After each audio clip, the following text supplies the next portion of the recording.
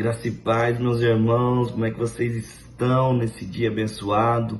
Hoje entrando no nosso 20º dia do nosso jejum para receber o seu milagre. Estamos já vendo a linha de chegada, irmão. Você consegue ver já a sua linha de chegada? Amanhã, sexta-feira, o nosso irmão José Filho vai trazer a última palavra do nosso livro e eu quero que você deixe no comentário no final do vídeo como foi a sua expectativa, como foi a sua experiência nesses 21 dias e o seu milagre que o Senhor realizou. Pode ser coisa simples, mas o Senhor fez em tua vida. E eu quero ouvir de outras pessoas, eu quero ler ali como foi, para mim saber, como é que é o andamento do jejum que nós tivemos nesse ano, no primeiro semestre. Então, eu desafio os irmãos a estar junto comigo, amém? E venha a receber cada vez mais e mais. E hoje, nosso 20º dia, quinta-feira, fala assim: a lógica do sofrimento. A lógica do sofrimento. Por que que nós sofremos então, irmão Wagner? Por que que todos nós passamos por dificuldade, por perrengue? Eu creio que o Senhor tem algo poderoso para nos falar nesse dia, amém?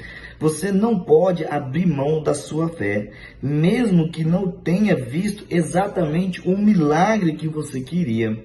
Olha só para você ver, nós temos exemplo de Abraão. Quando o Senhor fala para ele: Abraão, pega o menino e sobe até um monte e você vai chegar lá e vai sacrificar ele. Abraão, ele tinha promessa que ia ser pai de multidões. Imagina, irmãos, naquele momento como é que o Abraão sentiu. Ele recebeu um milagre, mas não era o que ele queria, não era a expectativa que ele imaginava.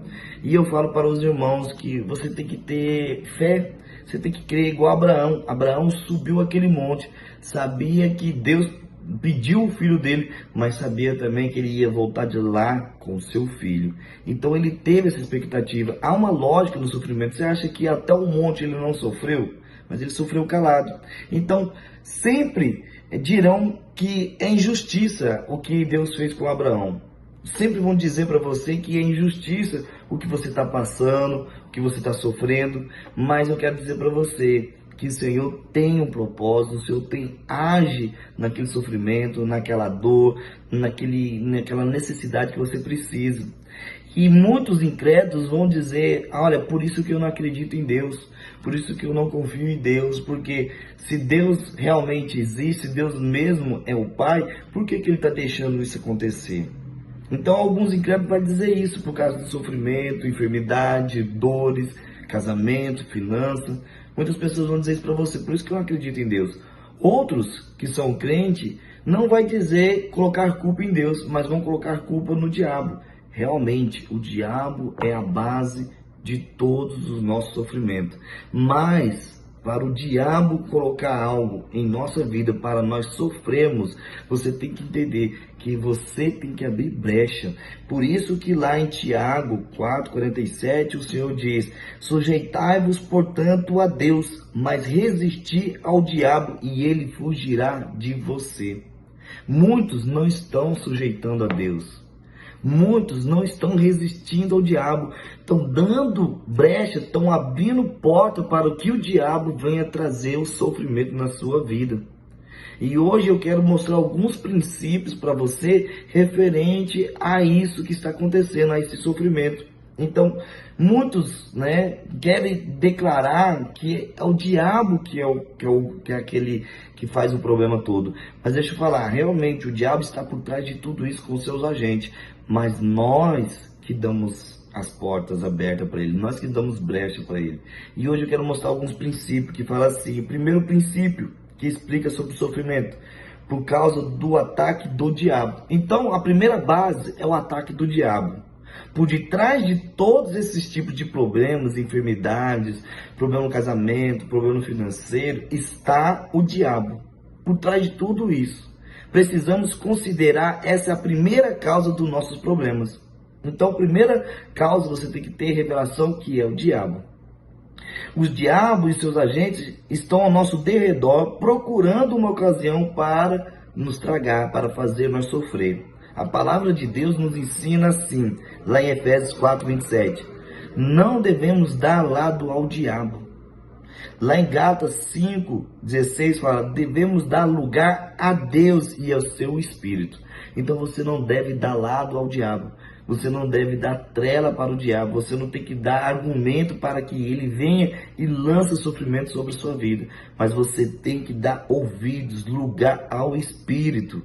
Lá em 1 Pedro 5:8 fala assim, o diabo anda ao nosso derredor à espera de oportunidade. Ele está à espera de oportunidade minha e sua para fazer nós sofrer. Lá em Apocalipse 3:20 fala assim, Deus está à porta pronto para entrar. Então, se o diabo está ao nosso derredor, o Senhor está à porta pronto para entrar em nosso coração e fazer a obra sobre as nossas vidas.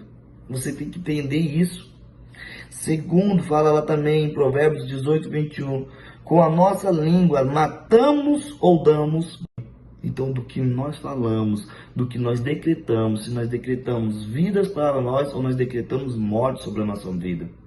Então, eu declaro sobre você, meu irmão, primeiro princípio da causa do ataque é o diabo. Segundo, para que quando nós temos algum sofrimento, então, é para que nós se voltamos para Deus. Há pessoas que só chegam a Deus e reconhecem o firmamento dele quando ele tem atenção, quando o Senhor chama a atenção dele. E como é isso? É aquele ditado muito antigo, que muitos vão por amor, muitos vão pela dor também. Então, muitas pessoas, irmãos, estão indo pela dor. Não é isso que o Senhor quer. Então, o Senhor quer o quê? Segundo princípio, que nós voltemos-se para Ele. Nós temos que voltar para Ele. Terceiro princípio, por causa das nossas escolhas erradas. Nós sofremos porque nós escolhemos as coisas erradas. Quando alguém faz escolhas erradas, quando resolve andar de acordo com o que lhe parece melhor, quando as pessoas desistem de lutar, quando ela escolhe o pecado, quando ela escolhe pagar o mal com o mal, quando alimenta de atitude e motivos errados, quando fala de forma impensada, o resultado é que abrimos brecha para o diabo e os problemas. As nossas decisões determinam a nossa circunstância, querido. A sua decisão vai determinar a sua circunstância. O maior exemplo disso é lá do filho pródigo, quando ele briga com o pai dele, discute com o pai dele, fala que ele quer a parte dele, e ele vai embora e gasta tudo com os seus amigos ali, em prostíbulo, com bebida, e no final da história ele vai comer comida de porcos, vai dormir com porcos. Isso é coisa de Deus? Nunca foi. Mas foi a atitude dele, a tomada de decisão dele. Então, quando nós tomamos decisão errada, também faz nós sofrer. Esse é o terceiro. Quarto, porque não há crescimento sem sofrimento. Não há crescimento sem sofrimento. Às vezes nós sofremos para que nós possamos crescer. Eu lembro quando meu filho foi estudar a primeira vez na escola. Quando nós deixamos ele começou a chorar. E eu falo para você, aquilo lá doeu muito em mim e doeu muito nele também. Achou que nós ia abandonar ele. Mas nós falamos, filho, o papai e a mamãe vai voltar daqui a pouco, não se preocupe. Mas ele sofreu.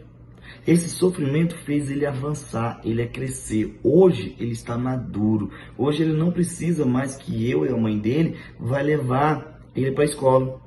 Eu e minha esposa não precisamos mais pegar na mãozinha dele, igual quando ele era bebezinho, quando ele tinha 6 anos, e levar até ele, porque ele já está maduro. Hoje ele está com 12 anos, ele já está maduro. Então ele está crescendo, avançando. Nós também sofremos para que nós avançamos, nós crescemos. Amém? Na vida cristã também existe dificuldade que nós podemos evitar. Não podemos evitar. São parte do processo de amadurecimento. Da formação de Cristo em nós, no cumprimento da sua vontade. Esse é o quarto, crescimento, amadurecimento. Quinto, para aprender a ser gratos por tudo. As pessoas, de um modo geral, só dão valor ao que perde. Então, nós só podemos dar valor nas pessoas quando nós crescemos, quando nós perdemos ela.